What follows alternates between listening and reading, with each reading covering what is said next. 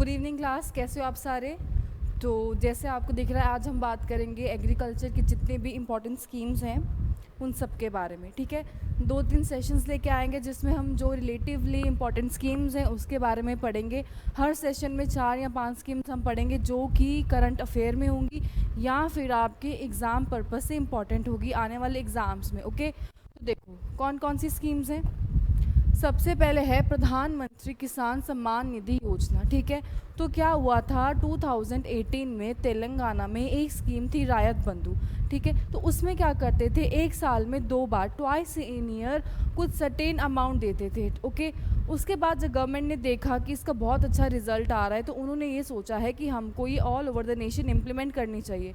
तब एक स्कीम आई थी जिसका नाम क्या है, प्रधानमंत्री किसान सम्मान निधि योजना। ओके, तो इस स्कीम में क्या करते हैं, आप सबको पता है इस स्कीम में क्या करते हैं, एक साल में 6,000 रुपये दिए जाते हैं। ओके, कितने, 3 इक्वल इंस्टॉलमेंट्स में दिए जाते हैं, 4 month installments. Okay, paid in 3 equal 4 monthly installments. उसके बाद इन्होंने लिखा है क्या कि किसे दिया जाता है, लैंड होल्डिंग स्मॉल और जो मार्जिनल फार्मर्स हैं, ठीक है, जिनकी लैंड होल्डिंग कम है उनको ये दिया जाता है। कितना दिया जाता है, 6,000 रुपये दिए जाते हैं। ओके, अब हमें ये पता है ये करंट ट्रेंड में क्यों है, क्योंकि अब इसकी जो 18th इंस्टॉलमेंट है वो देने वाले हैं। Okay, around 9.5 crore of beneficiaries को इसका बेनिफिट होने वाला है। ठीक है, उसके बाद जब हम देखते हैं कि इसकी लॉन्च डेट है 24 फरवरी 2019। वेराज ये इफ़ेक्टिव, तो इसके लॉन्च डेट जो ऑफिशियली लॉन्च डेट है उससे पहले ही ये इफ़ेक्टिव हो गई थी। ये इफ़ेक्टिव कब से है, ये है 1 दिसंबर 2018। ठीक है, जब पूछेंगे इफ़ेक्टिव कब से है तो 1 दिसंबर से ही इफ़ेक्टिव है।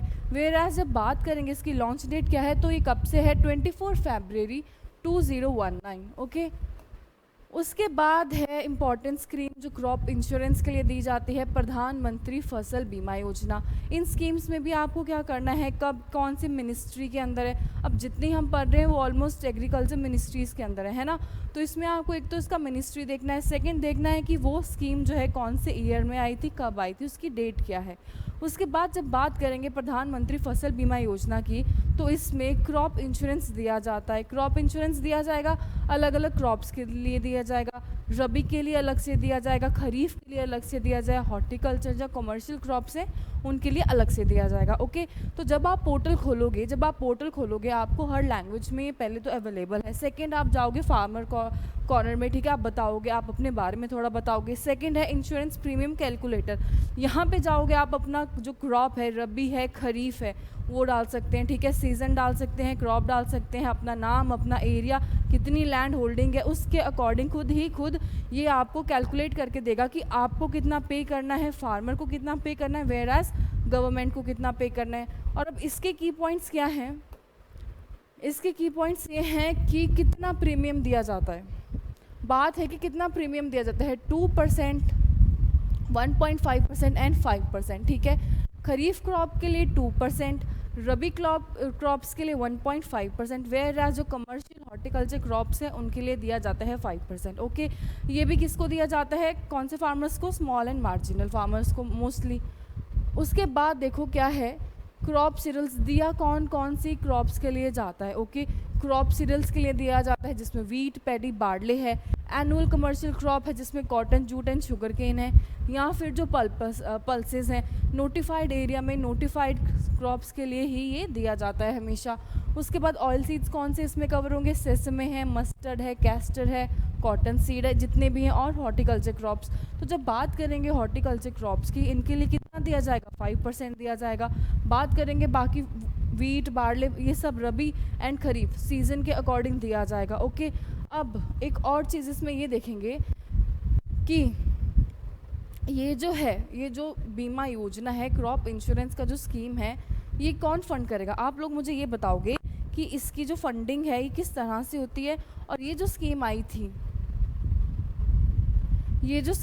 ये कब आई थी, 18 फरवरी 2016 में आई थी। ओके, इसने 2 स्कीम को रिप्लेस किया था, MNAIS एंड NAIS। ठीक है, modified national agriculture insurance scheme and national insurance scheme. Okay, इन इन दोनों स्कीम को रिप्लेस करते हुए ये स्कीम आई थी और इसके ये बेनिफिट्स थे।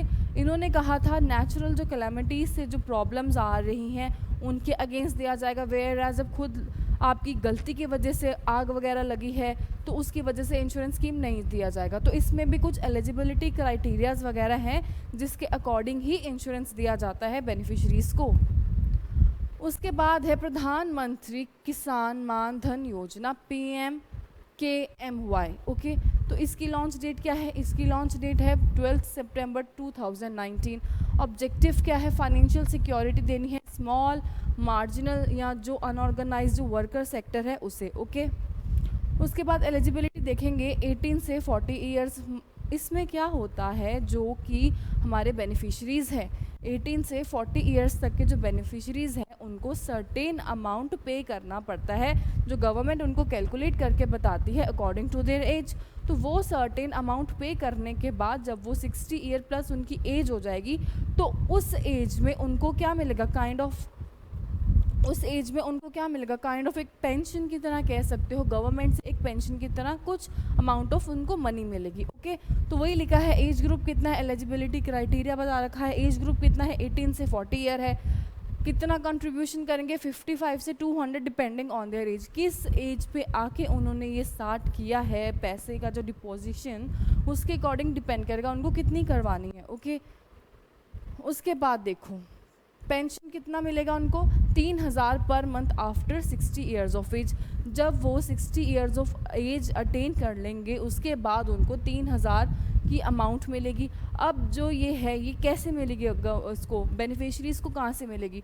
तो जो इसका पेंशन फंडिंग जो मैनेजर है वो है LIC। ओके, उसके बाद बोला है कि जो सर्टेन फार्मर्स में भी excluded based on set of conditions. इसमें भी सेट ऑफ क्राइटेरिया है जैसे हमने यहाँ पे पढ़ा कि क्या ये किसके लिए? स्मॉल एंड मार्जिनल फार्मर्स के लिए। तो बेसिकली जिनका लैंड होल्डिंग 2 हेक्टेयर से कम है उनके लिए ये क्या है? ये स्कीम है।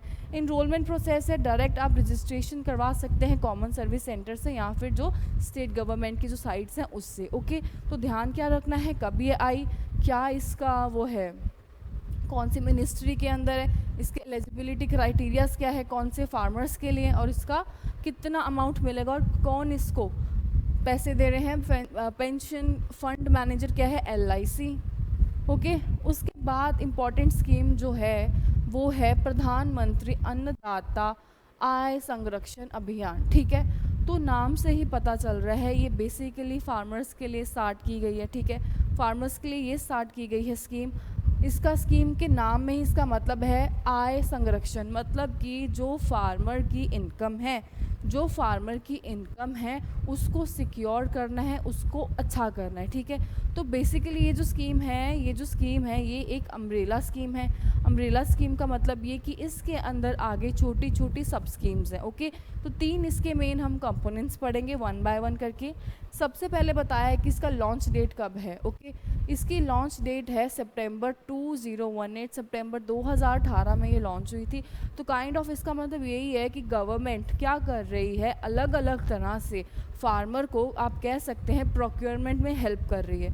एक मेथड है जब वो डायरेक्टली प्रोक्योरमेंट करेगी, सेकेंड मेथड है जहाँ उनको नुकसान हो रहा है जिस अमाउंट का वो भुगतान देगी, थर्ड क्या है प्राइवेट जो ट्रेडर्स हैं उनकी हेल्प से फार्मर को प्रोक्योरमेंट में हेल्प करेगी। ओके, अभी हम तीनों देखते हैं कौन कौन से इसके कंपोनेंट्स हैं। मेन इसका कंपोनेंट फर्स्ट है प्राइस सपोर्ट स्कीम PSS। ठीक है, physical procurement of crop by government agency.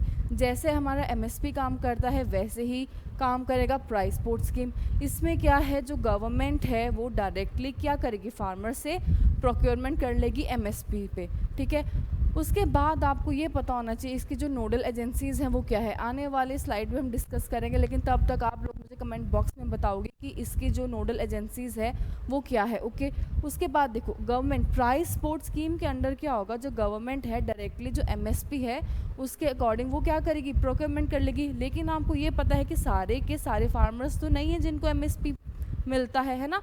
Almost 70-75% farmers हैं जिनको ये बेनिफिट नहीं मिल पाता है, बहुत लार्ज नंबर ऑफ फार्मर्स हैं।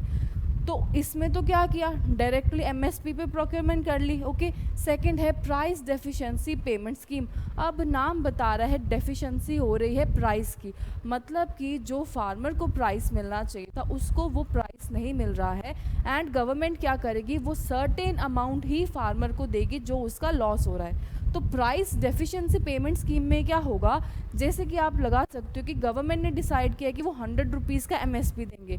ओके, लेकिन जो कोई एक प्राइवेट ट्रेडर, जो मंडी है, मंडी क्या करेगी, फार्मर को उसके 100 रुपीज़ नहीं 80 रुपीज़ देगी।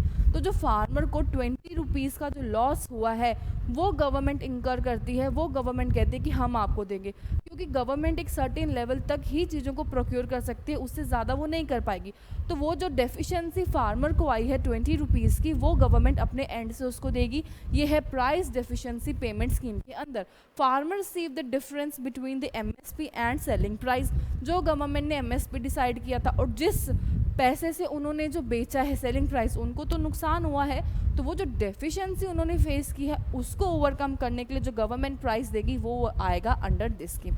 उसके बाद है private procurement and stockist scheme, PPSS। इसके अंदर क्या है, गवर्नमेंट है, ठीक है। अब जितने भी हमारे मेजर कोऑपरेटिव्स हैं जो प्राइवेट है, ठीक है, जो प्राइवेट जो इंडस्ट्री है, गवर्नमेंट क्या करेगी, उनके साथ कांटेक्ट करेगी, उनको बोलेगी कि आप फार्मर से क्या करो, प्रोक्योरमेंट करो। लेकिन वो बोलेंगे अब हमें क्या फ़ायदा है, तो फ़ायदा उनको ये है कि जितना भी वो फार्मर को दे रहे हैं प्लस जो एडिशनल उनको वो सर्विस टैक्स है जहाँ वो स्टोर कर रहे हैं, जितने भी उनके पास मॉडिफाइड, क्योंकि जो प्राइवेट सेक्टर है कहीं ना कहीं मॉडिफाइड है बहुत सारी चीज़ों में, तो गवर्नमेंट क्या करेगी, उस बेसिस पे उनको एडिशनली जो सर्विस टैक्सेस देगी।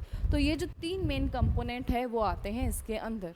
ओके, तो कवरेज बताया है। अब ये जो हमने पढ़ा था प्राइस डेफिशिएंसी पेमेंट स्कीम, ये मेनली किसके लिए दी जाती है, ये मेनली दी जाती है ऑयल सीड्स वगैरह के लिए। तो कवरेज क्या है, primarily focuses on oil seed, pulses and copra. Okay, उसके बाद इम्प्लीमेंटिंग एजेंसीज़ की जो मैंने पूछा आपको, नोडल एजेंसीज जो इम्प्लीमेंटिंग एजेंसीज हैं वो 2 हैं, एक नाफेड है, सेकंड है FCI। तो agencies like NAFED, national agriculture cooperative marketing federation of India, and FCI handle procurement. Okay, हम सबको पता है जितने भी हमारे सीरियल्स वगैरह हैं उन सबको FCI और बाकी नाफेड है।